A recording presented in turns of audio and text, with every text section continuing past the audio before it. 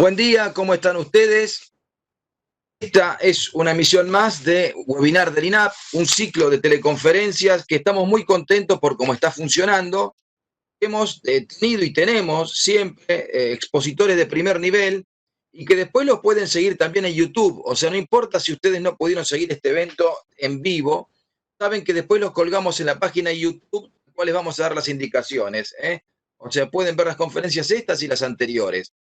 La idea justamente con estas teleconferencias, con estos ciclos webinar, es primero mantenernos informados de qué está ocurriendo en la comunidad que investiga, piensa y escribe de temas de políticas públicas, de temas de administración pública. Y también la idea del webinar es justamente tomar estas producciones valiosas que estamos haciendo, como con la invitada que hoy tenemos, los ponemos en nuestros cursos de capacitación. También nos dicen que ciertas universidades han tomado nuestros videos y los pusieron en los cursos. Ustedes saben que ahora hay una explosión de virtualidad, ¿no? Las mayorías de las universidades están trabajando en el formato virtual. Y nuestros materiales son altamente valorados porque son materiales actuales con expositores de buena calidad, así que estamos muy contentos por el uso que le estamos dando a los webinars. Y como toda herramienta nueva, uno comete errores y va aprendiendo, es un aprendizaje. Por eso también le quiero agradecer a Edgardo Manciti, que es nuestro, digamos, director técnico de estos webinares, como que él hace posible la cuestión técnica, y también Gregori, otro técnico que permite justamente que estemos al aire, que estemos saliendo, que estemos grabando en YouTube, etcétera, etcétera. Y bueno, vamos entonces, un agradecimiento al equipo técnico. Vamos ahora a presentar a la expositora de hoy, es la famosa Pilar Archidiácono. Pilar Archidiácono es investigadora del CONICET, es profesora de la carrera Sociología y del CBC de la UBA. Pilar se dedica a estudiar el tema de las transferencias de ingresos. Es decir, por eso el título de la conferencia de hoy, de Pilar Archidiácono, es Transferencias de ingresos y familias en contexto del COVID. Es interesantísimo, porque la cuestión, se pregunta el Estado en estos días, es cómo estamos llegando con las transferencias de ingresos, cómo estamos llegando con los subsidios, estamos llegando bien, mal, funcionan bien los call centers del Estado para atender estos temas. Es decir, hay un montón de temas que se va preguntando la gente. El INAP quería justamente tener una investigadora de primer nivel como Pilar Archidiácono y hacerles llegar a ustedes esta conferencia o webinar. ¿Qué más quiero decirles? Bueno, que la mecánica de trabajo que tenemos pautada es un poco la de siempre. Son 40 minutos que tiene la expositora o el expositor para expresarse, y luego ustedes formulan las preguntas y nuestros técnicos se las hacen llegar a Pilar. O sea, entonces ustedes escriban en el chat normalmente para hacer llegar las preguntas y Edgardo Manciti lee esas preguntas para que Pilar las responda. Generalmente lo que hacemos es agrupar 2 o 3 de esas preguntas y el expositor barra expositora responde. Bueno, de nuestro lado nada más, los dejo con Pilar para que escuchen su interesante exposición y seguimos en contacto. Pilar, muchas gracias por estar con nosotros y bienvenida. Adelante, por favor. Gracias. Bueno, gracias Alejandro. Es un gusto enorme para mí poder participar en este espacio. He tenido todos los problemas de la virtualización y las conexiones, como creo que a muchas y muchos de nosotros nos pasan en estos días. Infinito agradecimiento a Edgardo, que me está teniendo una paciencia enorme. Uno evitaba todas las situaciones propias de estos días, que no entren niños, que no suene el teléfono, que no lleguen los pedidos de los supermercados, y aparecieron todas otras complejidades, pero le vamos a poner mucho encanto a esta situación. Varias cosas que quería un poco adelantar antes de iniciar la presentación más formal. Por un lado, bueno, como me presentaba Alejandro, yo soy investigadora de CONICET, trabajo no directamente en el marco de CONICET, pero hace 20 años que trabajo el tema de programas sociales, transferencias de ingresos. De alguna manera, mi preocupación ha tenido que ver con estos años sobre una pregunta clave para el día de hoy: cómo las familias pueden tener ingresos más allá de la pertenencia y la participación plena en el mercado de trabajo. Es decir, a mí me ha interesado hasta ahora rastrear, en estos 20 años de trabajo, cuáles han sido los formatos, sobre todo la política pública, para dar respuesta a esta clásica preocupación que se hace cada vez más intensa de aquellos sectores que no están integrados formalmente al mercado de trabajo. Y para ello yo he venido trabajando el tema de distintas aristas. Y un poco hoy también la idea es compartir con ustedes, más allá de la discusión de COVID-19, que nos pone ante un escenario muy particular y de muchísima gravedad en todos los campos, pero en este campo particularmente, es poder, digamos, presentar esta discusión también en clave de algunas cuestiones más bien estructurales. Porque si bien, que va a ser parte de lo que yo voy a sostener como argumento a lo largo de estos minutos, si bien el COVID muestra de manera magnificada lo que son los problemas de las familias en un contexto, en contextos en general ordinarios, llamémoslos normales, entre comillas, usando todas las comillas, bueno, estos problemas son de alguna manera bien estructurales. Entonces, esa es la primera cuestión. Yo voy a estar manejando dos niveles en esta presentación. Uno que tiene que ver con coyuntura, que va a ser más hacia la segunda parte de la presentación, y otro que tiene que ver con temas estructurales que me va a interesar ir ligándolos permanentemente con, bueno, con el tema COVID luego 19. La primera cuestión, varias aclaraciones previas sobre un poco el marco para pensar estos temas. La primera cuestión es, para nosotros, digamos, compartir una mínima definición de política social, ¿no? Digamos, por política social nosotros entendemos, de alguna manera, las intervenciones que tienen que ver con regular la vida social, referido a lo que tiene más directa relación con la producción y reproducción ampliada de la vida, ¿no? Entonces tenemos, digamos, ahí matices para pensar el campo de aquello que se entiende por bienestar en un sentido bastante amplio, ¿no? Y eso dependerá de los contextos políticos, regionales, de los momentos históricos.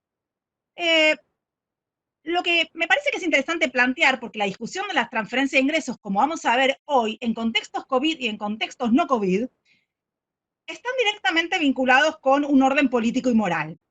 Y en este sentido es importante que nosotros y nosotras recordemos a la política social, por un lado, estructurando ese orden político y moral, pero por otro lado, siendo estructurada por ese orden político y moral. Y en este sentido quiero decir, la política social de alguna manera juega en esto que se habilita o inhabilita como aquello que es legítimo y no legítimamente reivindicable. Y en estos días, después vamos a volver al tema de la coyuntura, pero en estos días se ha visto claramente una discusión pública, más o menos solapada, pero creo que se ha mostrado fuertemente en la discusión pública, más que en otras etapas, quienes legítimamente pueden reclamar al Estado, por ejemplo, transferencias de ingresos. Entonces, en ese juego de actores, obviamente, es un juego, digamos, no podemos ver la política social sin actores, tanto individuales como actores políticos, colectivos, sociales, y en estos días eso también ha estado bien fuerte en la escena pública, se juega aquello que es legítimamente reivindicable. Y me adelanto diciendo que en general, en la historia argentina, en la historia de otros países también, pero digamos, me voy a concentrar estrictamente en el caso argentino, en la historia argentina, aquello reivindicable ha estado muy asociado con la participación en el mercado de trabajo formal o aquellos sectores que habían quedado totalmente excluidos y que de alguna manera merecían ser excluidos porque no estaban en condiciones de vender su fuerza de trabajo, de trabajar. Entonces, en este sentido, ahí hay toda una discusión sobre qué es lo legítimamente reivindicable y qué es lo ilegítimo en este sentido. Entonces, la cuestión de el acercamiento que en los próximos minutos tendremos, y yo estoy discutiendo sobre política social, no tiene una mirada ético-normativa de la política social, es decir, nosotros nos vamos a estar acá planteando en este espacio lo que debería hacer la política social, sino que estaremos mirando de alguna manera aquello que hace, aquello que se ha podido hacer, aquellos arreglos institucionales que han podido tener lugar en un contexto, sobre todo en un contexto claramente de emergencia.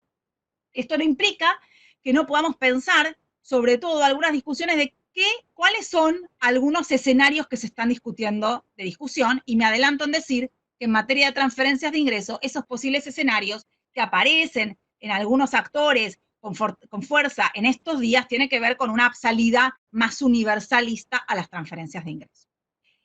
En este sentido, a mí me interesa, y creo que en la coyuntura coronavirus, aparece muy central, y yo escuchaba la conferencia de Oscar Oslak, un gran maestro para todos nosotros, días atrás, que también estuvo acá en este espacio. El Estado aparece como un actor central e indiscutible. Y esto no es tampoco tan obvio, porque en otros momentos, cuando uno trabaja el tema de la política social para sectores desaventajados de la sociedad, la centralidad del Estado por muchos sectores es cuestionado, por muchos sectores que reciben prestaciones es un actor bastante cuestionado. Entonces, se ha visto, y sobre esto muchos colegas están escribiendo, la apelación al Estado como un espacio de referencia. Y en este sentido nosotros ahí vemos múltiples estados, ¿no? Esta idea de las manos, de los rostros, hay muchas metáforas en la ciencia política, en la sociología política sobre esto, diferentes ideas de la mano del Estado que reparte, la mano del Estado que criminaliza, ¿no? En un contexto también de estas particularidades de excepciones, eso es interesante como para tener, digamos, en cuenta o tener como telón de fondo. Pero a mí me interesa, digamos, plantear una cuestión que es central para la política social y central para el contexto del cual nosotros estamos conversando hoy, que tiene que ver con lo que nosotros llamamos ciertas esferas de bienestar, o ciertas esferas que participan en las disputas por la igualdad, por la desigualdad, podría decir, por el bienestar, y que no es solo la esfera estatal, si bien desde ya la esfera estatal es una esfera altamente privilegiada, y lo vemos en el caso de transferencia de ingresos. En el caso de transferencia de ingresos, vemos claramente como la que marca la diferencia con llegar, por ejemplo, en el ingreso de emergencia, familiar de emergencia, en los últimos días, a 8 millones de personas en 15 días, es el Estado y es la acción estatal. Ahora bien, de todas maneras, quiero dejar anotado, por lo menos, por ahí tal vez para la discusión, que nosotros manejamos, si yo acá tuviera un pizarrón, yo me estoy medio perdida sin el pizarrón, digamos, si tuviera en este momento un pizarrón, haría una esfera que tiene que ver con la esfera del mercado, también muy puesta en agenda en estos días, no solo el mercado en clave de lo que tiene que ver con contratar gente, no solo en clave de lo que tiene que ver con el proceso de lo que llamamos mercantilización, dar trabajo formal o informal, y en eso voy a estar jorobando permanentemente con esta distinción, sino también el mercado como un lugar para comprar bienestar. Y estamos escuchando todos los días las discusiones de las prepagas, las discusiones de las escuelas privadas, es decir, cómo el mercado opera en la distribución y redistribución de bienestar y de consumos de bienestar de las familias argentinas, sobre todo estoy pensando en educación y en salud. Ahora bien, hay dos otras esferas que me parecen centrales y que de alguna manera juegan en este proceso de distribución de bienestar, distribución de transferencias, que no es solo la esfera estatal y la esfera mercantil, con todos los problemas que estamos teniendo en este momento, que es la esfera de las organizaciones sociales que operan históricamente, incluso de la preformativo al Estado, ¿no? Operan históricamente en el proceso de distribución, en la puja por esos bienes y servicios, estoy pensando en organizaciones de lo más diversas, ¿no? Las confesionales, que estos días se vieron bien fuerte en la escena pública, organizaciones de base, movimientos sociales, que, digamos, entiendo que sobre todo estos días se visibiliza más un trabajo que viene siendo un trabajo permanente a lo largo de años, e incluso, insisto, preformativo al Estado argentino en algunos casos. Pero sobre todo estoy pensando en la esfera de la familia, que también me sirve para plantear algunas cuestiones acá, porque es la esfera tal vez más privilegiada de las transferencias de ingreso. Y esta es otra de las ideas que a mí me gustaría transmitir hoy. Digamos, Argentina ha tenido una mirada hasta ahora privilegiada sobre las transferencias vinculado a lo que tiene que ver con, hoy se llama grupo familiar. Puedo decir los hogares, los grupos familiares, es decir, miradas familiaristas, llamamos en la política social, sobre las transferencias de ingresos. Y en este sentido, el rol de la familia en estos días creo que no hace falta aclararlo mucho. No creo que la academia pueda despejar más de lo que todos nosotros y todas nosotras atravesamos. La familia como un espacio de producción de bienestar, de atención de niños, niñas, en este contexto ni hablemos del tema, contexto de cuidados de adultos mayores, y también un contexto de disputa, ¿no? No estoy planteando una visión romanticizada sobre la familia, sino también un proceso, un lugar de cuidados y de disputas entre géneros y generaciones, ¿no? Que se plantean desigualdades no solo entre familias, sino desigualdades muy fuertes al interior de las familias y de los hogares, estas ideas permanentes, estas luchas y estas disputas por quién cuida a los niños, cómo nos repartimos el trabajo, quién sí, quién no, quién cocina. Sobre todo esto hay un desarrollo súper vasto de todos los estudios de género, del feminismo, y creo que también, de alguna manera, la problemática de la familia soportando las cargas de cuidado, en este momento nos da una ventaja privilegiada y por otro lado nos hace padecer a muchos de nosotros este tipo de situaciones, ¿no? Entonces, en este sentido, me parece que es central no perder de vista en nuestro entramado este juego de esferas. Digamos, no ver el Estado de manera aislada, sino ver de qué manera las transferencias operan en un contexto donde hay otras esferas que de hecho están produciendo bienestar en un contexto COVID y en un contexto no COVID, ¿sí? Es decir, la familia, las organizaciones de la sociedad civil, y digo, también el mercado, pensando el mercado como estos espacios, ¿no? Con estas salvedades que estaba planteando hace unos minutos.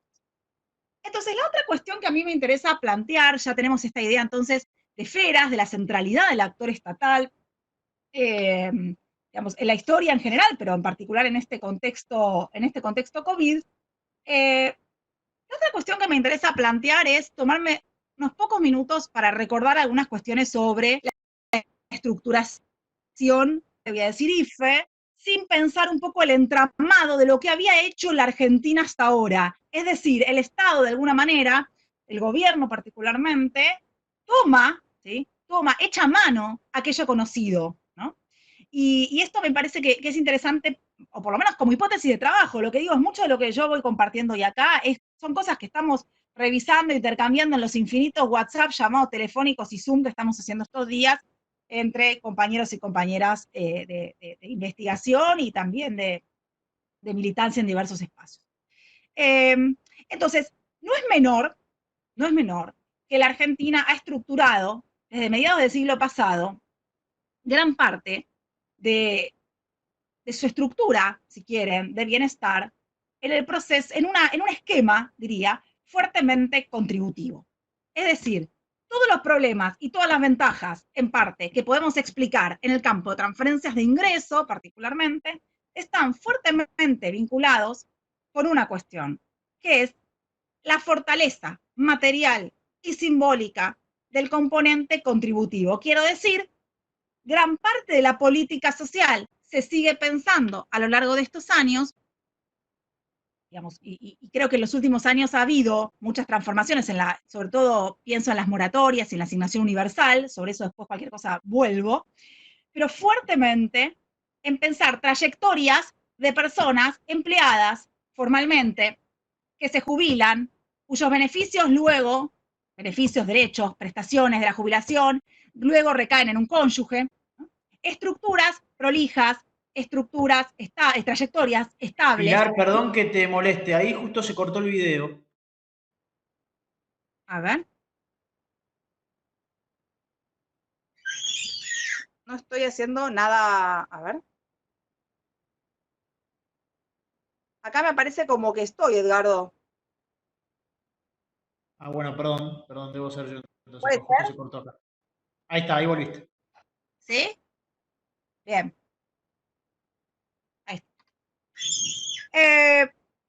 está. Estaba en... Bien. Entonces, suponiendo entonces un tipo de familia, un tipo de trayectoria laboral, que de alguna manera no voy a decir que ya no existe, desde ya que sigue existiendo para un grupo de personas privilegiadas, pero que de alguna manera, hace mucho tiempo ya, no solo ahora por el COVID, hace mucho tiempo ya, viene siendo una situación absolutamente irreal para gran parte de las familias. Y con esto quiero decir algo central. Y luego veremos que el IFE representa ese dato que ahora voy a plantear.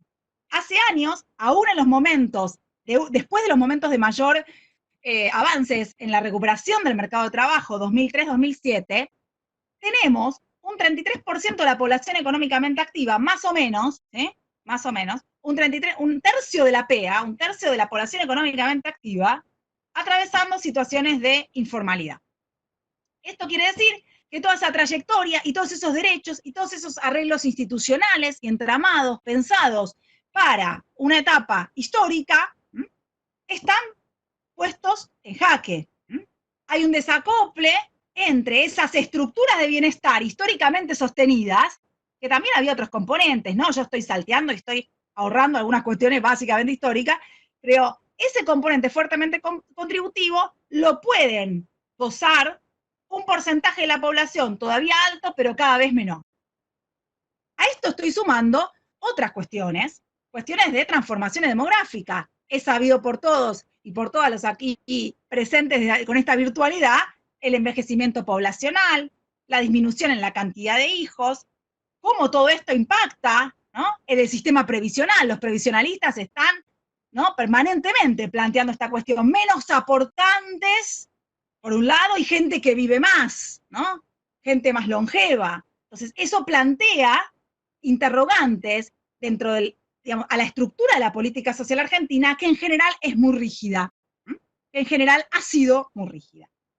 Entonces, la cuestión central es que ha habido algunas medidas, y ahora voy a ese punto, y estoy pensando en las moratorias, estoy pensando en la asignación universal, entre otras, estoy pensando en las más masivas, tal vez para estos minutos que tengo, que trataron de juntar este desacople, trataron de acoplar este desacople entre estructuras pensadas como si todos viviéramos 70 años y fuéramos trabajadores formales o trabajadoras formales,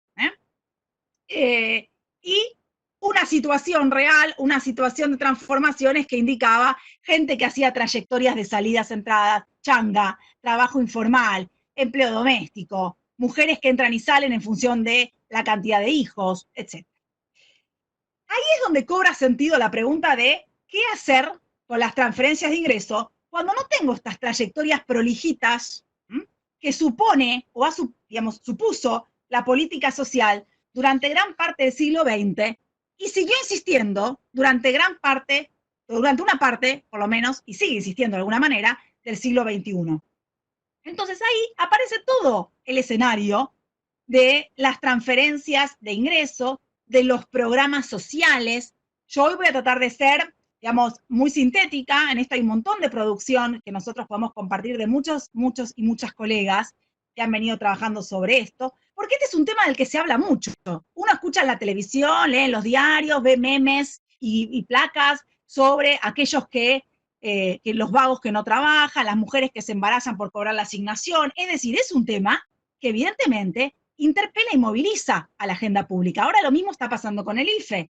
Entonces, si quien es un seguidor o seguidora atenta, como soy yo de estos temas, uno puede captar rápidamente esta pregunta sobre si es o no legítimo, a quién se dejó afuera, a quién se dejó adentro y no lo merecía. Entonces, permanentemente quienes estamos viendo estos temas, desde hace ya más de 20 años que tiene la política social argentina en transferencias de ingreso, estamos viendo la discusión sobre merecedores no merecedores. Estamos viendo la discusión sobre todo lo que requiere de andamiajes institucionales, y estos días se vio claramente en el COVID, para evitar, ¿no?, para evitar que se, de alguna manera, voy a hacer, digamos, a ser muy informal, se cuelen, ¿sí?, los pícaros que no merecen recibir. Gran parte de los andamiajes de la política social de este tipo ha estado vinculada con evitar lo que se llaman las trampas de pobreza, que yo tengo ingresos y que en realidad me muestro como pobre, me miserabilizo para obtener, bueno, en este caso ya sea el IFE, o ya sea la UH, o ya sea cualquier política social. El comportamiento del pícaro, el comportamiento del tramposo. Entonces, en ese sentido, el Estado, en todos estos años, ha desarrollado cantidad de dispositivos burocráticos, muy interesantes, por cierto, andamiajes, para poder identificar, ¿no?, estos errores, y lo pongo errores entre 80 comillas. Donde hay ahí, y vuelvo a la idea de los supuestos y el orden moral, donde hay ahí claramente muchos supuestos morales sobre el comportamiento de los individuos y el comportamiento de las familias, ¿no? Hemos visto en este campo, y se seguirán viendo seguramente, tal vez más radicalizados, no sé, eso es una hipótesis, las discusiones sobre qué consumen las familias, a los que les damos plata, a los que el Estado le da plata, en qué consumen, ¿no?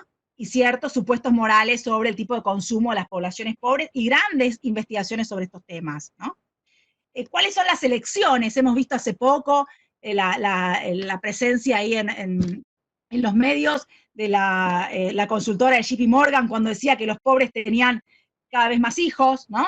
Entonces, que tiene que ver con esta idea de natalismo, ¿no? Y pobreza como incentivo para, digamos, gozar de esas transferencias fuertemente ancladas en las familias, y vuelvo a eso, ¿no?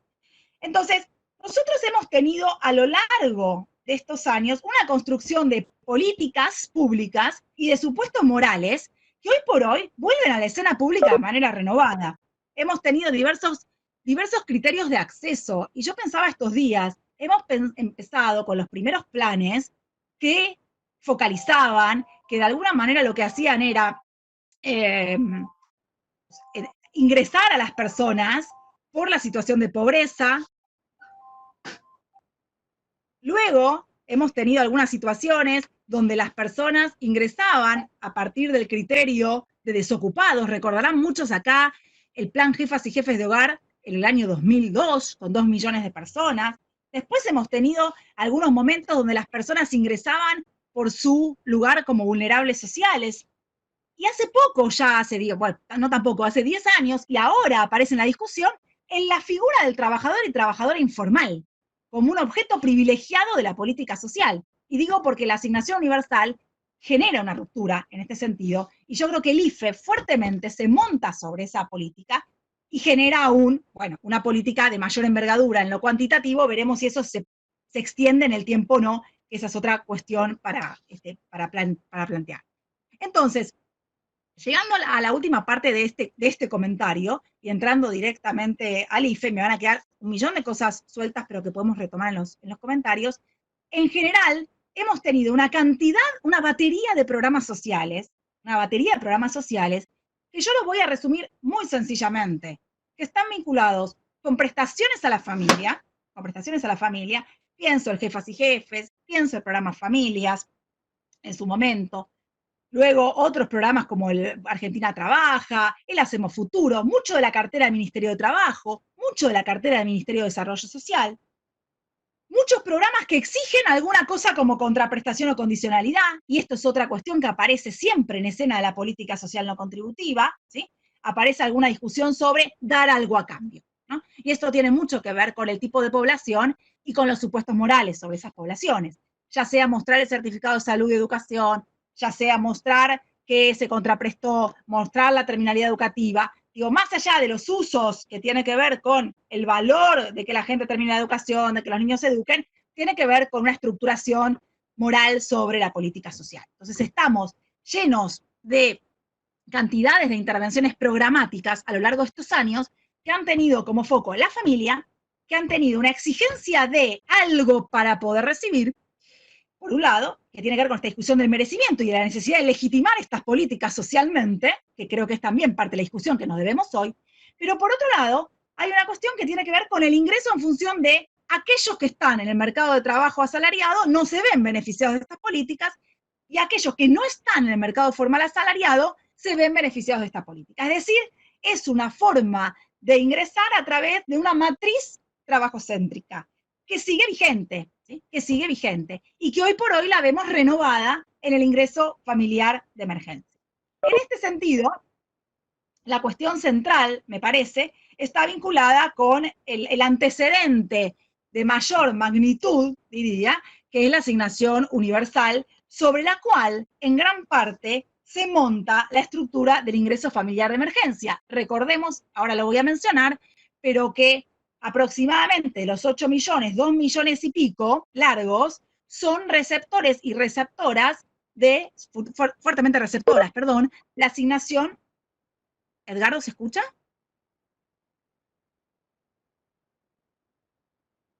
De la asignación universal por hijo. Entonces, en este sentido,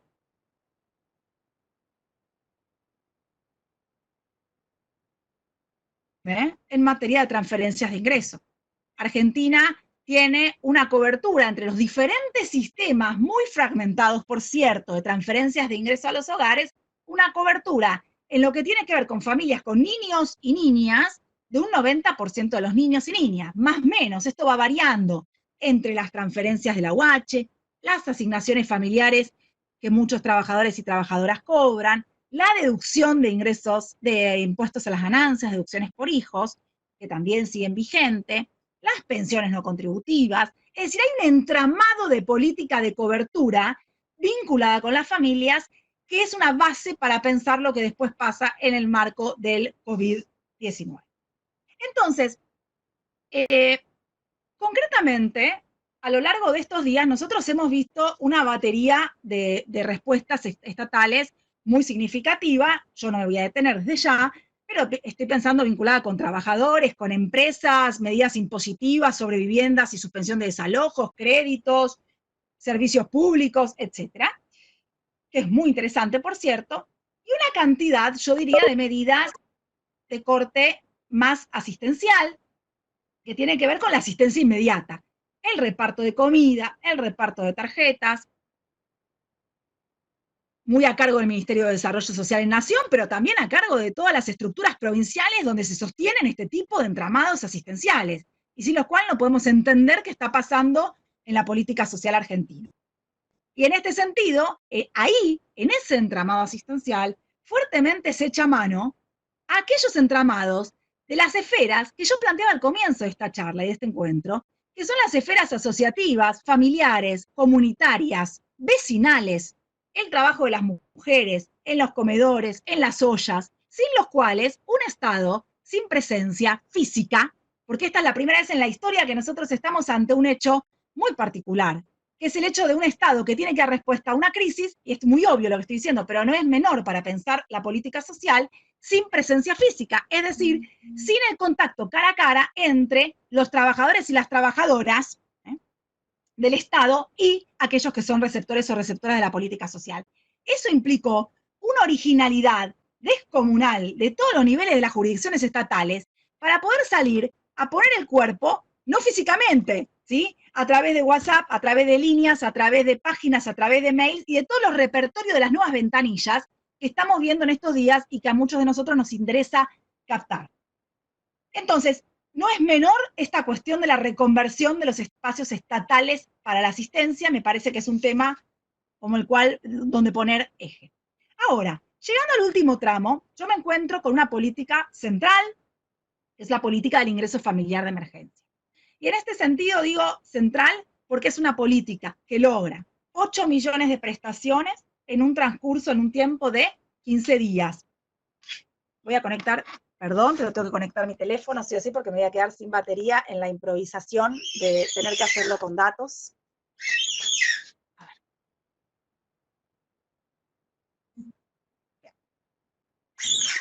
Entonces, el ingreso familiar de emergencia lo que implica es una prestación de transferencia para aquellos sectores que son trabajadores informales o trabajadoras, monotributistas sociales, monotributistas solo de A y B, esa es toda una discusión, personal de casas particulares, registrados o no registrados, porque ahí hay otra gran discusión, ¿no? Y beneficiarios, destinatarios de la asignación universal, la asignación por embarazo, el programa Progresar.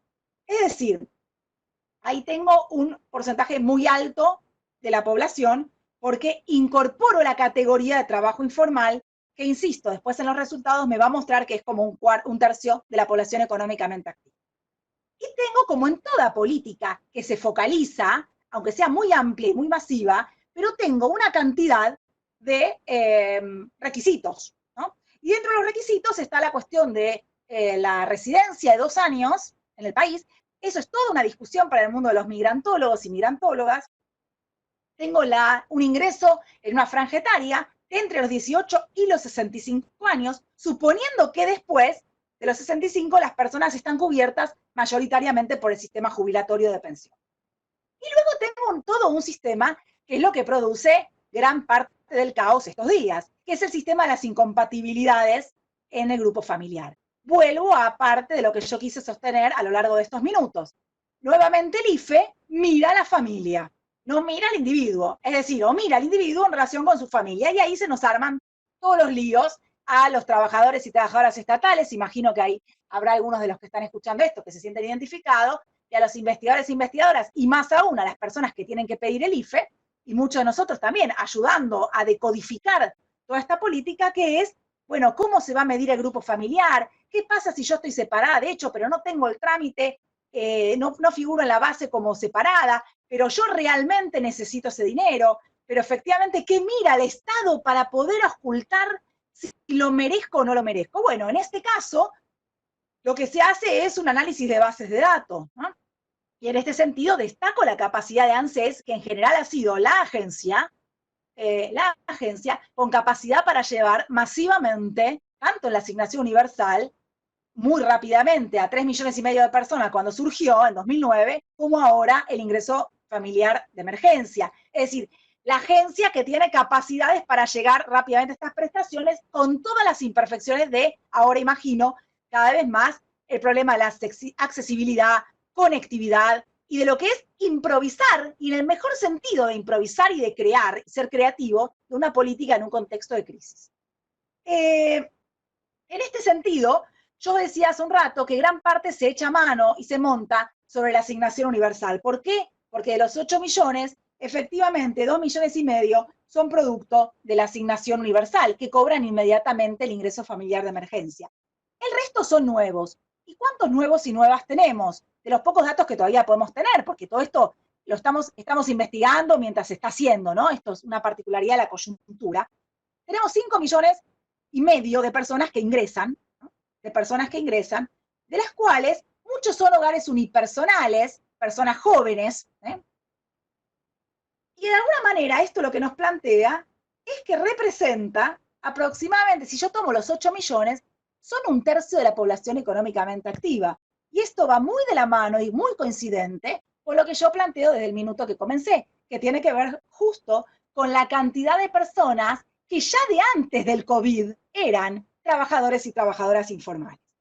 Entonces, quiero decir con esto que de alguna manera el IFE viene también a visibilizar, a mostrar una situación estructural que desde ya se potencia por la obvia pérdida de ingreso de gran parte de los trabajadores y trabajadoras informales y en muchos casos también formales, para los cuales hay otra medida.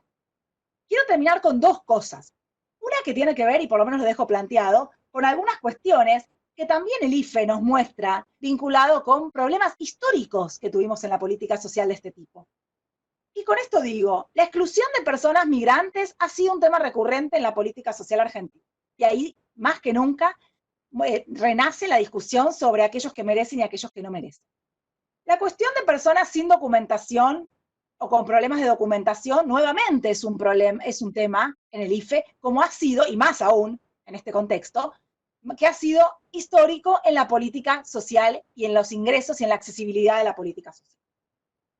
La cuestión de las injusticias, ¿quién se deja fuera? ¿Quién se deja dentro? ¿Quién entra? Los errores de inclusión y de exclusión, estamos llenos de estos permanentemente, más allá de la masificación.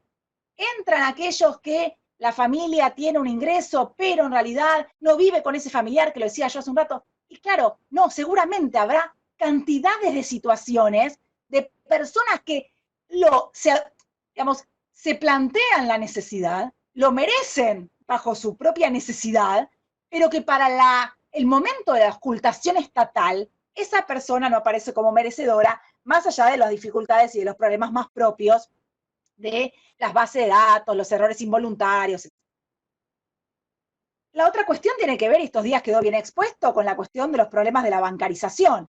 Una política de transferencia de ingresos supone fuertemente un esquema de bancarización extendido. Claro, para aquellos que tenían la UH, esto no es un problema. Para otros sectores, esto ha sido fuertemente un problema, y creo que lo hemos visto todos en la televisión, en los diarios y en todos los medios de comunicación. La otra cuestión tiene que ver con las permanentes redefiniciones de estos criterios. Incluso en el IFE, con la masividad y rapidez que avanza, ha habido nuevas compatibilidades e incompatibilidades que surgieron en el correr de los procesos de reglamentación, de puesta a prueba de este sistema, que es propio de la política pública. Todos los que estamos acá compartiendo este espacio virtual, bueno, somos trabajadores, ejecutores, implementadores, diseñadores de política o estudiosos de política pública, y sabemos que esas visiones sobre la racionalidad lineal de la política pública, bueno, no existe, y que la política pública tiene todos estos procesos. Y creo que en ese sentido el IFE, con la discusión sobre compatibilidades, incompatibilidades, cruce de datos, pone muy en evidencia esto. claro que recodifica el IFE, como cualquier política social y cualquier política de transferencia de ingresos, recodifica desigualdades entre aquellos que pudieron entrar, entre aquellos que no, entre aquellos sectores que están reclamando fuertemente al Estado estos días, los autónomos que no son de las categorías, los monotributistas que no son de las categorías que ingresaron y que quedan afuera, y por poquito, porque ahí empieza a ser un límite muy, muy chiquito, ¿sí? Y que no son destinatarios de este tipo de políticas. Y en este sentido, digo algo para terminar, podría seguir apasionadamente sobre este tema, conversando con todos y todas, se abre la discusión, y lo dejo por lo menos planteada, hemos escuchado estos días con fuerza nuevamente la discusión sobre universalidad. Yo no tengo una posición universalidad sí o no en transferencia de ingresos, creo que esto merece una discusión pública de los actores políticos, y estoy pensando en el Congreso, y también de los actores sociales, ¿no?, que llevan las reivindicaciones de los colectivos más vulnerables. Y en este sentido, me parece central, y estoy pensando hasta en el discurso del Papa de los días previos, hablando de la necesidad ahora sí de un salario universal. El COVID pone de manifiesto un problema que no es para nosotros nuevo, digamos que seguramente es exponencia, pero que es un problema estructural, que es la cantidad de personas históricamente por fuera del mercado laboral y la insistencia en prestaciones muy pensadas para aquellos que están en el trabajo formal o no, y muy pensadas en la familia. Entonces, cualquier respuesta universal lo que está planteando es un esquema alternativo, y lo digo como para dejarlo en la mesa de discusión, es un esquema centrado en los individuos y un esquema fuertemente centrado en desconocer la cuestión del trabajo, el tipo de trabajo, sino un criterio de merecimiento en clave de la condición de ciudadanía, ¿no? Ahora, desde ya esta discusión, y me parece que este es un tema que no está tanto sobre la discusión en la mesa, esto implica necesariamente una discusión fiscal. Es decir, no hay posibilidad de pensar ingresos universales si no pensamos el lado fiscal de la política social, que seguramente no soy yo la persona que tiene que hablar sobre esto, digamos, solo puedo ser una buena aprendiz de los que conocen estos temas, pero sin pensar en esquemas más redistributivos, más progresivos de la cuestión fiscal, porque si no, cualquier componente universalista probablemente sería más inequitativo. Entonces, digo, la discusión sobre universalidad que está en la escena me parece que requiere, por un lado, de una discusión sobre actores políticos que traccionen esta propuesta, legitimidad social, reforma fiscal, por otro lado, que me parece que es central, y que Argentina, bueno, tal vez en los próximos años, y varios países del mundo, que es lo que estamos viendo, tengan que dar de alguna manera este tipo de discusiones frente a los procesos de más pérdida de trabajos, de empleos, no solo formales, sino informales, y deterioro de ingresos por parte de la familia. Esto, bueno, corto acá para dejar lugar, seguramente me extendí, sepan disculpar, pero estoy acá para, bueno, aquello que pueda, obviamente, responder o reaccionar, más que responder, ¿no? Retomo algunas, es dificilísimo, sepan comprender, es súper difícil estar haciendo las dos cosas a la vez. No es lo mismo que un aula, no hay caso. Pero vamos a tratar de sortear la dificultad. A ver, con respecto al tema de las medidas, el conjunto de medidas, yo creo que en general ha habido una expectativa muy grande en las políticas de transferencia de ingreso. Nos sucedió con la asignación universal, que se te le empieza a pedir todo a la UH. Yo creo que ahora, de alguna manera, mi primera reacción es, le estamos pidiendo todo al IFE, ¿no? Y el IFE es una política, y después voy a conectar con la pregunta, ahí hay unas preguntas muy interesantes sobre la transitoriedad, de alguna manera, que es un tema que me aceleré, no pude ni tocar. Pero de alguna manera es importante salir con este shock de políticas de ingreso para poder sostener, digamos, por lo menos en la emergencia, los hogares supuestamente, por la focalización, entendemos, más desaventajados. Hoy salió un informe de UNICEF, yo no lo llegué a mirar porque lo recibí anoche y es imposible ya, pero sobre la pérdida de ingresos de familias, que también lo recomiendo que por ahí lo googleemos entre todos. Pero digamos, acá es una política en el medio de una batería de políticas, y me parece que esto es interesante, porque ha habido otras políticas destinadas a los trabajadores formales o a las empresas, otras políticas por lo impositivo, otra política por los servicios públicos, que van tratando de abrazar, diría, distintas problemáticas. En el caso de ingresos también hubo bonos. Hubo bonos a jubilados, hubo bonos a asignación universal, asignación universal, trabajadores de salud y trabajadores de la fuerza de seguridad, si no me equivoco. Porque también uno está rastreando estas medidas a lo largo de estos días y es bastante difícil. Pero entonces digo, la transferencia es un punto más. Si uno pensara digamos, en la continuidad de esto, bueno, es complejo, porque esto se empieza a entramar en algo que yo mencionaba hace un rato, tiene que ver con la multiplicidad de transferencias que ya tenemos. Un sistema de muchísima cobertura como la Argentina, pero súper fragmentado. Y por súper fragmentado entiendo también muy inequitativo en algunos casos, ¿no? En algunos casos, y muchos de los trabajadores y trabajadoras estatales deben vivir esta suerte de inequidad por los sistemas de asignaciones familiares o la deducción de ganancias. Entonces tenemos un sistema que para explicarlo yo necesitaría 4 pizarrones o muchas filminas que indiquen qué ofrecen a las familias, de acuerdo a qué sistema esté la familia, qué ofrece, cuánto monto, cuánto vale cada hijo, por ejemplo, cada hija, qué tiene que hacer la familia a cambio, e incluso de quién la recibe, de ANSES, de la FIP, ¿de dónde recibe esa prestación por hijo la familia? Entonces, la Argentina tiene ahí un berenjenal, no es muy académica esta palabra, pero no importa, un berenjenal de prestaciones, por cierto, que logran un alcance importantísimo. Pero esto me conecta con una pregunta que acá surge repetidas veces en el chat que me va mandando Edgardo, de ustedes, que es el tema de la transitoriedad. Cuando surgió la UH, yo recomiendo la lectura del decreto de origen, que es el 1602, creo que es el único decreto que me acuerdo el número, y ahí se plantea la UH en un momento como transitoria. Es decir, aún la política más masiva previa al IFE, ¿sí?, de transferencias estoy hablando, no estoy hablando de las jubilaciones y pensiones del sistema contributivo desde ya, la más masiva nace de manera transitoria hasta tanto la familia vaya insertándose en el mercado de trabajo. Es decir, el horizonte de sentido trabajocéntrico en la Argentina es súper fuerte, tanto, insisto, material como simbólicamente.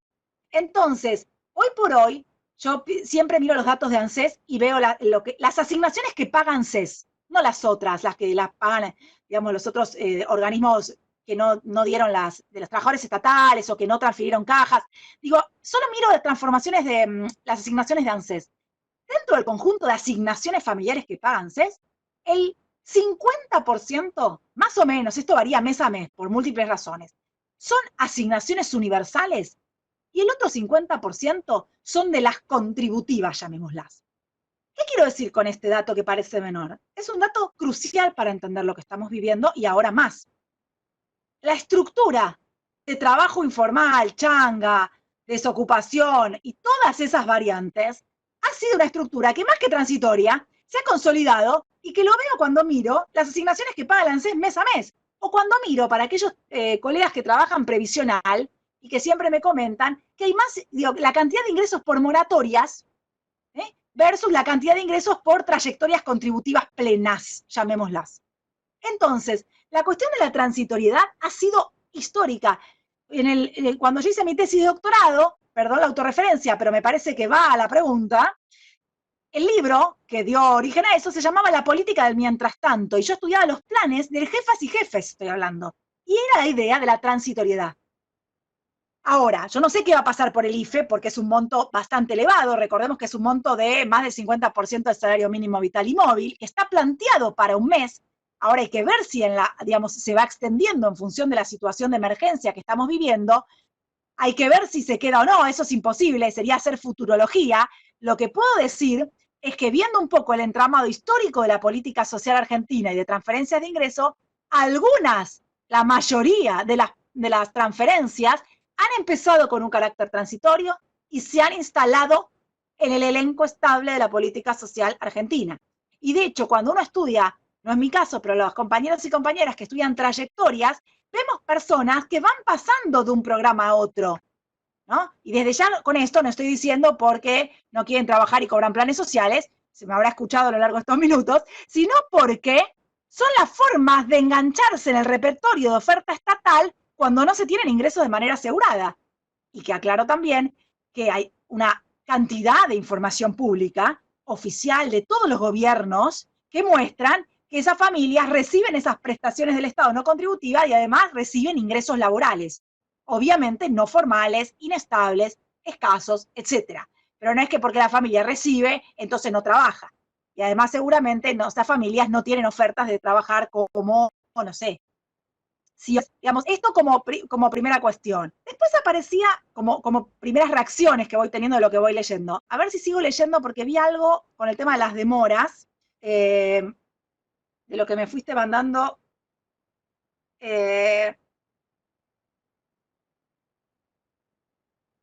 Edgardo. A ver.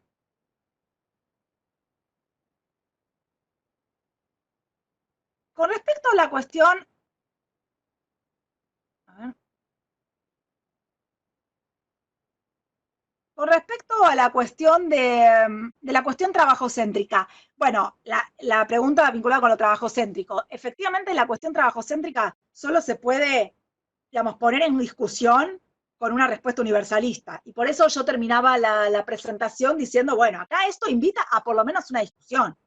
En Argentina empezó en los años 90, con algunos proyectos que nunca salieron de comisiones legislativas, pero que es interesante pensar, permitirnos pensar como en otros países también. No hay países que todavía hayan ido hacia esquemas universalistas puros, sin transferencias, sin condicionalidades, y universalistas completos, llamémoslo, pero que se están en discusiones. Uno puede ver notas permanentemente estos días con el COVID, y la opción de salir del trabajocentrismo tiene que ver con plantear, como se planteó para los sistemas de salud y educativos en los comienzos,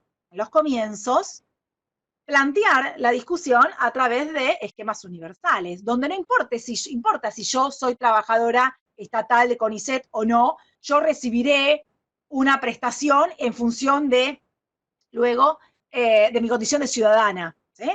Y ahí por eso insisto con la cuestión de no perder de vista el costado, que incluso creo que muchos de los que estudiamos políticas sociales perdemos muy frecuente de vista, que es el costado fiscal. Y a esto voy a la pregunta más de base. ¿Qué estamos dispuestos a sostener como sociedad argentina? ¿Qué estamos dispuestos a sostener?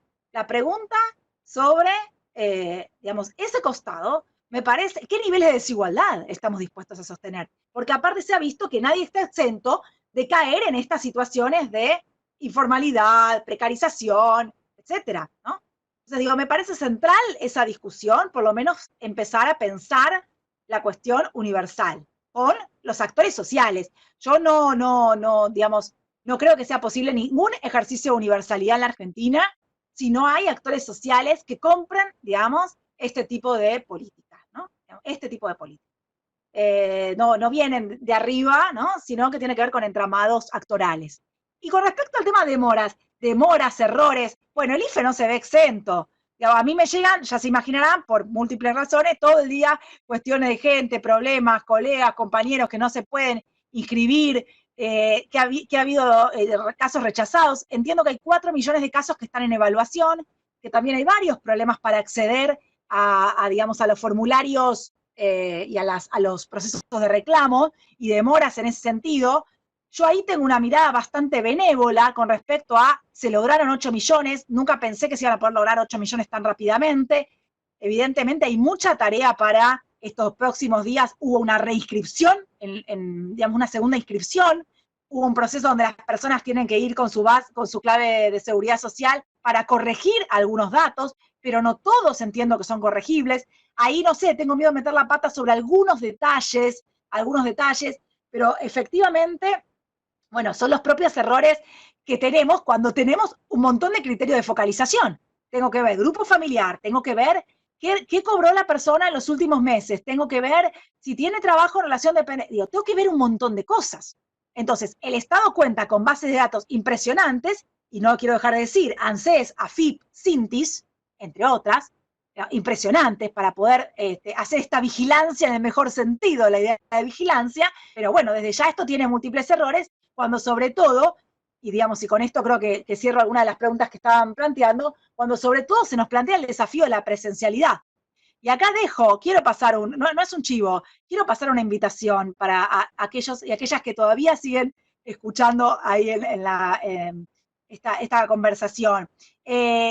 Lanzamos hace pocos días una encuesta para trabajadores y trabajadoras estatales que están haciendo tareas de asistencia inmediata, con una colega, compañera también de CONICET, Luisina Perelmiter, porque nos interesa ver este proceso de reconversión, cómo se salió, hay algunas preguntas acá que me plantean eso, ¿no? Digamos, otras medidas, cómo se salió a dar asistencia sin presencia física, sin la apertura de las oficinas, con guardias por WhatsApp, con guardias por teléfono, bueno, esa reconversión, esa creatividad estatal, con los millones de problemas, con los problemas también de exponer a muchos trabajadores y trabajadoras a condiciones muy complicadas, ¿no? Familiares, de seguridad, etcétera, con todo lo que ello implica, pero salir a dar respuesta, que nosotros la colgamos la difundimos por nuestro Facebook, etcétera, pero también está colgada en la web del equipo, que es www.dspp.com.ar, derechos sociales y política pública.com.ar, que invito a quienes todavía, si hay gente que se quedó escuchando esto, que pueda entrar y la pueda completar, porque es un insumo importante para la investigación, la reconversión del Estado en contextos de COVID-19.